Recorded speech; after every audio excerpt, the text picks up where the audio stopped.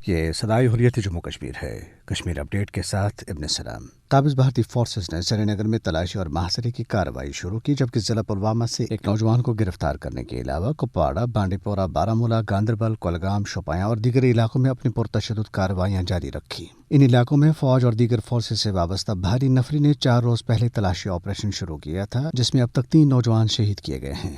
یاری پورہ کولگام میں ہفتے کے روز بھارتی فوج کے ہاتھوں شہید ہوئے نوجوان عمران احمد ڈار کے اہل خانہ نے پولیس کے دعوے کو مسترد کرتے ہوئے کہا ہے کہ وہ ایک عام شہری تھا جسے ایک جعلی مقابلے میں شہید کیا گیا۔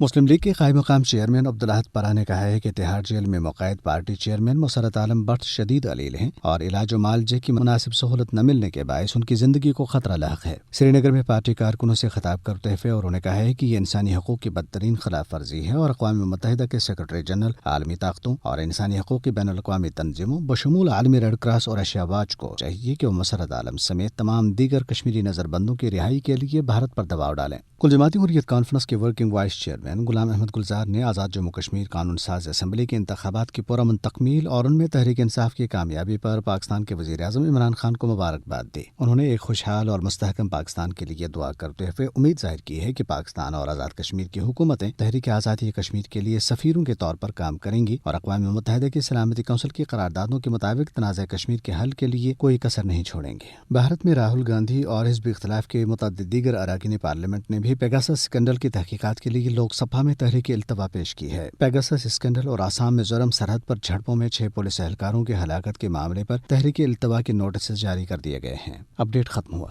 بھارت دنیا کا ایک ایسا ملک ہے جسے بے چینی نے گھیر رکھا ہے۔ اسے کسی پل چین نہیں آتا اور نہ ہی بھارت اپنے پڑوسیوں کو چین سے بیٹھا ہوا دیکھنا چاہتا ہے۔ پاکستان، جس نے ہر دور میں بھارت کے ساتھ تعلقات بنائے رکھنے کی بات کی اور اس حوالے سے پاکستان نے بے شمار مواقع بھی بھارت کو فراہم کیے، لیکن جہاں بدنیتی ہو، حسد، جلن اور کڑھن ہو، وہاں ایسی کسی بھی اچھی خواہش کو کیسے قبول کیا جا سکتا ہے؟ اس کے برعکس بھارت کا کیا حال ہے اور بھارتی حکمرانوں کا طرز عمل کیسا ہے؟ بھارت کے وزیر خارجہ جے شنکر نے بغیر کسی لاگ لبٹ کے یہ بات اعلان کہی ہے کہ ہم نے پاکستان کی FATF کی گرے لسٹ میں شمولیت کو یقینی بنایا ہے۔ اس سے صاف پتہ چلتا ہے کہ بھارت اپنے دوہرے اور منفی کردار سے اپنے پڑوسی ممالک کو کس مقام پر دیکھنا چاہتا ہے، خصوصاً پاکستان، جس کو تقسیم برصغیر کے وقت سے ہی بھارتی حکمران اپنے لیے اذیت کا باعث سمجھتے رہے۔ یہی وجہ ہے کہ بھارت کے موجودہ حکمران برابر اسی ڈگر پر رواں دواں ہیں جس ڈگر پر ان کے سابق حکمران بھارت کو چھوڑ چلے ہیں۔ ان حالات میں جبکہ اقوام عالم کو ایک بار پھر بھارت کے دوگلے پن اور دوہرے کردار اور اپنے پڑوسیوں کے بارے میں منفی کردار کا صاف پتہ چلا ہے، غیر جانبداری کا مظاہرہ کرتے ہوئے بھارت کی باز پرس کرنی چاہیے اور دوسری طرف FATF جیسے اداروں کی بھی خبر لی جانی چاہیے کہ جو کسی کے کہنے پر کچھ بھی کرنے کو تیار ہوتا ہے۔ کیا ایسے ادارے دنیا بھر میں اپنی ساکھ کو برقرار رکھ سکتے ہیں؟